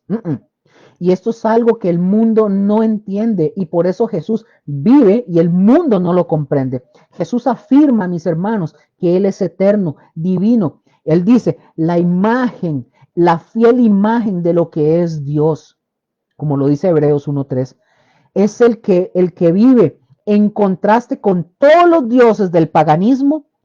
Jesús personifica la vida y al mismo tiempo Él puede decir, estuve muerto. Se refiere a su muerte expiatoria en la cruz del Calvario, mis hermanos, donde Él triunfó sobre la muerte por el bien de todos los que temían a la muerte. Jesús está vivo, mis hermanos. Así es sencillo. Sigue diciendo el texto. Dice el texto, y tengo para avanzar. y tengo las llaves de la muerte y del Hades. ¿Qué significa esto? Muchos, mis hermanos, pongan aquí mucha atención porque aquí hay mucha controversia. Muchos se imaginan que el diablo es algo como un ser, como el señor del infierno, se lo imaginan en un trono. Dejen de estar viendo películas de Adam Sandler donde él es el hijo del diablo y otras que muestran que el infierno como que si el diablo fuera el señor y está sentado en un trono con un tridente y ja, ja, ja, ja. Se lo imaginan como que él está esperando para meter a la gente al infierno. Algunos se imaginan que el diablo tiene la autoridad o el poder para determinar la vida y la muerte. Y mis hermanos, tenemos que entender que eso no es verdad. Eso es lo que Hollywood ha vendido. No es así. La Biblia es muy clara. Por ejemplo, en el libro de Job, capítulo 14, léalo en su casa porque es muy largo. No lo voy a leer aquí. Es muy claro. Ahí él menciona y que está determinado incluso que el hombre tiene un límite en su vida. Y ese límite, mis hermanos, lo ha establecido Dios. ¿Quién lo ha establecido? Solo Dios. Dios conoce su día, su último día y el mío, nuestros últimos días, Él lo conoce sobre esta tierra. Él lo sabe. Yo le pregunto a usted, el que me esté viendo, ¿usted sabe cuándo usted va a partir de esta tierra? No, no lo sabe, yo tampoco. Pero Dios sí lo sabe, porque Él ha establecido y Él dice que eso no se puede cambiar. Nadie de nosotros puede cambiar ese día cuando el Señor diga, Luker, ven, a ver, mi Luker, ya te quiero aquí, venga a dar cuentas. Ay, señor, espérese un ratito, otro ratito más. Es que no, es que tengo que hacer algunas cosas por aquí. Me quería comprar una herramienta nueva, una bici, señor. No, mis hermanos, cuando el Señor dice ya, ese día es ya. Pero tenemos que gozarnos, mis hermanos, porque imagínense a quién vamos a ir a ver cara a cara. Semejante Cristo glorioso, semejante Cristo glorificado. Ahora, el diablo no tiene en sus manos para determinar la vida y la muerte, mis hermanos, la tiene Cristo Jesús. Y claramente las personas que piensan así del diablo, como que él es el señor del infierno, están obviamente más perdidos que el hijo de la llorona, dirían por ahí. Porque solo Jesús tiene las llaves de la muerte y del Hades. El único que las tiene es Jesucristo y podemos confiar en que Jesús nunca dejará que el diablo tome las llaves. Nunca va a pasar eso. Quien tiene la llave puede abrir y dar acceso a bienes, tesoros y secretos. Poseer una llave, mis hermanos, quiere decir tener poder y autoridad. Pero nadie en la faz de la tierra, en esta tierra, puede alegar poder sobre la muerte y el Hades. Jesús, quien triunfó sobre la muerte y la tumba, posee las llaves que las abren. Amén. Ya vamos finalizando, vamos al final del libro del Apocalipsis, capítulo 1, versículos 19 y 20 para terminar. Dice Apocalipsis 1, 19 y 20, dice, escribe las cosas que has visto y las que son y las que han de ser después de estas. El misterio de las 7 estrellas que has visto en mi diestra y de los 7 candeleros de oro. Las 7 estrellas son los ángeles de las 7 iglesias y los 7 candeleros que has visto son las 7 iglesias. Ya vamos a ir finalizando con esto. Un momentito.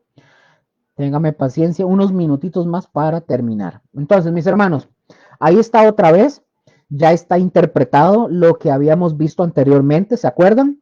Ahora, aquí está muy interesante esto y le dice, escribe estas cosas, o sea, que ya las tenemos escritas, o sea, en la Biblia. A ver, ¿por qué las tenía que escribir?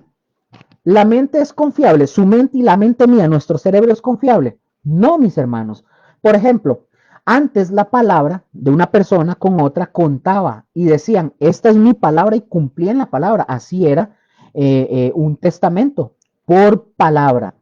Pero luego, al cerebrito, se le olvidan las cosas. Entonces, ahora todo se hace por escrito. Y ahí está nuestro testamento, ¿verdad? Escrito, lo que el Señor nos dijo que lo que el Señor quiso dejar revelado para que nosotros podamos entender lo que está por venir para su iglesia. Versículo 19. Escribe las cosas que has visto. Esto, mis hermanos, significa que Jesús quería que Juan escribiera las cosas que él había visto en su visión del Jesús celestial y glorioso. Cuando ustedes prediquen, por ejemplo, a las personas y ustedes les prediquen a un Cristo que murió por sus pecados, no se queden nada más con eso. No se queden nada más con que Cristo murió. Llévelos para que ellos también conozcan al Cristo glorioso y celestial que ya hoy tenemos y que está vivo. El mandato es, escribe las cosas que has visto. Es una repetición de un versículo anterior, precisamente en el versículo 11, después de que Juan ha descrito la aparición de Jesús, le vuelve a dar el encargo de escribir junto con la cláusula lo que has visto. Ahora, en tiempo, eso está, lo que has visto está en tiempo pasado. La mayoría de los estudiosos, mis hermanos, de los eruditos en esto, interpretan las partes pasada, presente y futura de este versículo como una división del Apocalipsis. Lo ponen como, es decir, lo que has visto señala a la aparición de Jesús que vemos en Juan 1 del 9 al 20. Lo que es se refiere a la condición espiritual de las 7 iglesias, capítulos, dije el primero que es lo que has visto, señala a la aparición de Jesús a Juan en el capítulo 1 de Apocalipsis, versículos del 9 al 20. Lo que es se refiere a la condición espiritual de las 7 iglesias, capítulos del 2 al 3. Y el tercero es lo que va a ocurrir después de estas cosas. Esto alude, mis hermanos, al periodo desde el tiempo de Juan hasta el regreso del Señor Jesucristo. Versículo 19 nuevamente. Escribe las cosas que has visto y las que son. ¿Qué significa esto, Luker? Que Jesús quería, mis hermanos, que Juan escribiera las cosas de su día presente, las cosas en cuanto a las 7 iglesias, las cuales estaban en Asia Menor, las cosas que estaban aconteciendo y que posteriormente acontecerían durante los tiempos para que su iglesia se cuidara y se preparara. Por eso tenía que escribir las cosas que son. Y después dice, vamos a ver. Después dice, y las que han de ser después de estas. ¿Qué significa esto, Luker? Para ir avanzando.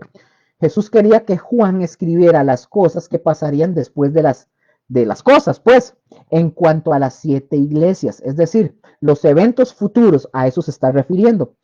La revelación del Cristo glorificado, la revelación de las cosas que estaban sucediendo y que todavía están sucediendo en la iglesia presente. Pero también, mis hermanos, escribe las cosas de lo que van a acontecer, o sea, las cosas de los últimos días. Y recordemos algo muy importante, recuérdenlo bien. Hoy nosotros encontramos una iglesia apóstata, siglo XXI, encontramos una iglesia apóstata, levantada con fuerza, en medio de la verdadera iglesia del Señor. Eso no se nos puede olvidar. Esto ya no es de ignorar. Ya esto no se puede ignorar. Por ejemplo, podemos ser, o ahorita, es un ejemplo, podemos ser 1000 personas en una congregación. Y entre esas 1000 personas, no todos son verdaderos creyentes. Cada uno tiene que conocer su corazón, cada uno tiene que saber de su profesión de fe y qué ha hecho con Jesús, si es una fe genuina o si es una fe que lo está llevando a ser o es parte de esa iglesia, de esa verdadera iglesia. Ahora, las 7 estrellas que habla aquí en estos últimos versos, versículo 20, dice, el misterio de las 7 estrellas que has visto en mi diestra y de los 7 candeleros de oro. Las 7 estrellas son los ángeles de las 7 iglesias. Y voy finalizando, dice, y las 7 estrellas son los ángeles de las 7 iglesias. Se refiere, mis hermanos, a los mensajeros de las iglesias y se les describe como ángeles, que los vamos a ver con más detalle cuando empecemos a ver las iglesias. Sigue diciendo, y los 7 candeleros que has visto son las 7 iglesias.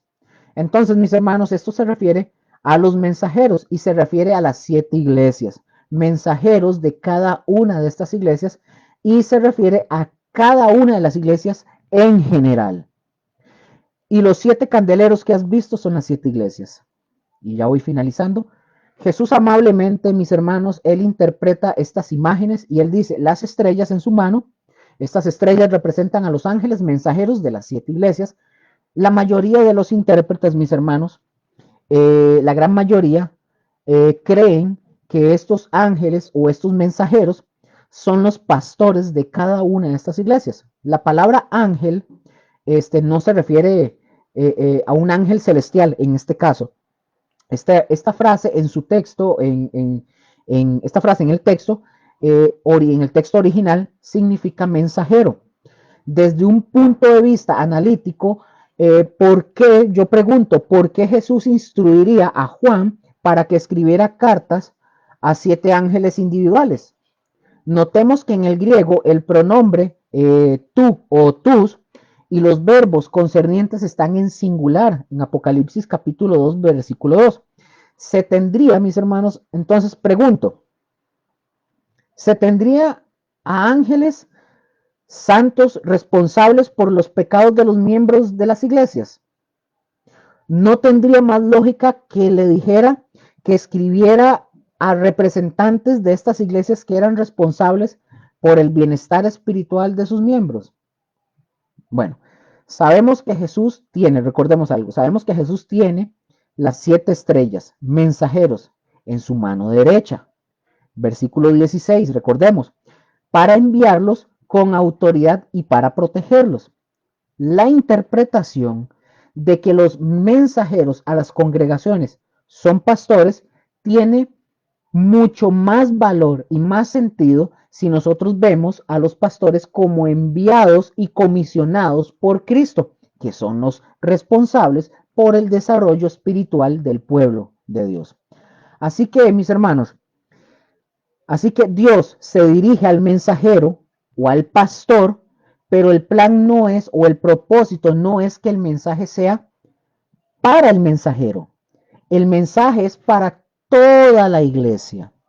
Esta idea está basada, mis hermanos, en el entendimiento literal de la antigua palabra griega traducida como ángelos, Strong 32.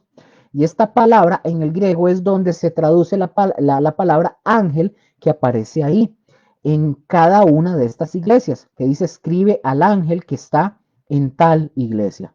Y esta palabra, como lo dije, significa literalmente mensajero. Y los pastores, hago la pregunta, ¿qué son los pastores? Los pastores de las iglesias, ¿qué son? ¿Qué son los pastores en las iglesias? Son mensajeros para la iglesia. Y ya finalizo con esto. Ahora sí, finalizo ya con este último parrafito que tengo acá. Entonces, mis hermanos, cuando pensamos en la visión espectacular de Juan, nosotros deberíamos de recordar dónde estaba Juan. ¿En dónde estaba Juan? ¿Dónde se encontraba Juan cuando él recibió esta revelación? Bueno, mis hermanos, ya sabemos, Juan estaba preso en la isla de Patmos. Jesús, a menudo es conocido de una manera más íntima en medio de los sufrimientos, en medio de las pruebas. Así que cuando nosotros nos encontremos en alguna de estas dos sufrimientos o pruebas, abramos nuestro corazón a lo que Dios nos quiera revelar. Amén. Entonces, mis hermanos, hasta aquí, por favor, si algo no comprendieron, si en algo me cantinflié o fui muy rápido, me pueden preguntar, le pueden preguntar a Josué, a Mónica, para dejar todo bien claro, ¿verdad? Nosotros no vamos a esconderles nada, pero este es el final de este primer capítulo, la visión gloriosa de Cristo glorificado. Aquí nos vamos a quedar para entrar en la siguiente sesión con las cartas de Jesús a las iglesias.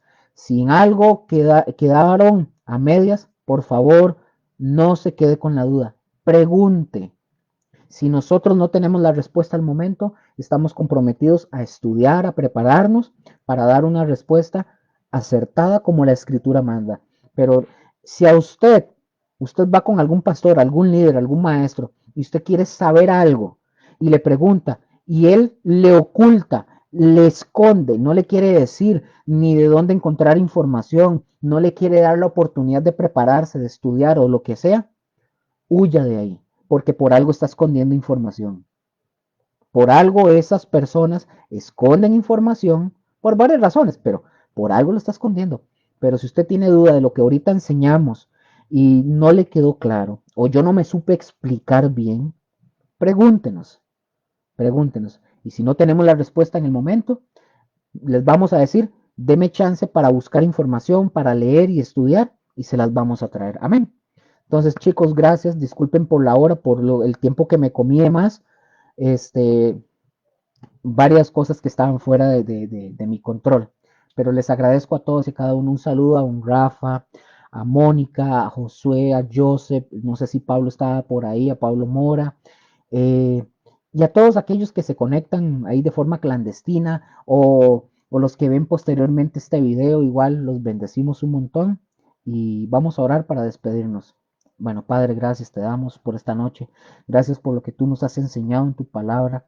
Gracias, Señor, por ese Cristo, por Cristo glorificado, porque ya tenemos a un Jesús todopoderoso. Siempre ha sido todopoderoso, pero ahora Jesús está gobernando su iglesia, Él está en medio de su iglesia y Él nos está guardando. Estamos en su mano, estamos protegidos. Gracias por tu palabra. Yo pido, Señor, por la vida de mis hermanos, donde quiera que estén, por cada uno de ellos, de los que están ahorita viendo, Señor, esta enseñanza, en donde estén, yo envío, Señor, que tú, mejor dicho, que tú, Señor, envíes tu amor, tu protección hacia ellos en donde estén. Señor, restaura, Señor, provee, Señor, alienta, da fuerza, da vigor a mis hermanos si están pasando necesidad, un momento difícil, sea de trabajo, de salud, Señor, de matrimonio, de familia, de lo que sea. Señor, clamamos para que tú, Señor, y metas tu mano y hagas algo, Señor, en ellos, los levantes y los sanes. En el nombre de Jesús, que sus corazones, Señor, estén vueltos a ti, aunque estén en tribulación, que sus corazones estén firmes y vueltos a ti. En el nombre de Jesús. Padre, gracias te damos. Gracias. En el nombre de Jesús. Amén y amén. Mis hermanos, a todos, les amamos un montón. Congréguense en el domingo. Y de verdad, un fuerte abrazo. Gracias por todo, de verdad. Y si el Señor nos presta la vida, nos veremos en la siguiente. Chaito a todos. Un abrazo. Bendiciones. Bye bye.